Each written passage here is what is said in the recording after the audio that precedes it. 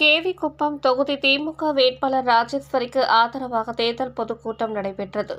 வேலூர் மாவட்டம் கேவிக்குப்பம் தொகுதி திமுக வேட்பாளர் மருத்துவர் ராஜேஸ்வரி தனது தொகுதிக்கு உட்பட்ட பல்வேறு பகுதிகளில் திறந்த ஜீப்பில் தீவிர வாக்கு சேகரிப்பில் ஈடுபட்டார்.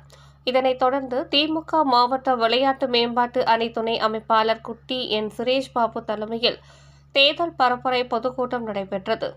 இதில் வேட்பாளர் மருத்துவர் ராஜேஸ்வரி திமுக அரசின் சாதனைகளை கேட்டு உதயசூரியன் சின்னத்துக்கு வாக்குகளை கேட்டார்.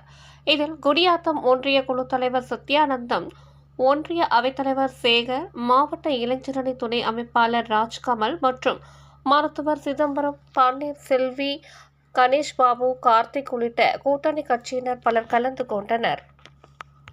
உதயசூரியன்ல வாக்களிங்க. நான் நம்ம தளபதி செஞ்ச சாதனைகளை நம்பி வந்திருக்கேன். 5 வருஷம் நம்ம தலைவர் தவிர தமிழ் புதல்வன் புதுமை பெண் திட்டம், இவ்வளவு நல்ல திட்டங்கள் கொடுத்த நம்ம தலைவர் தளபதி ஆட்சி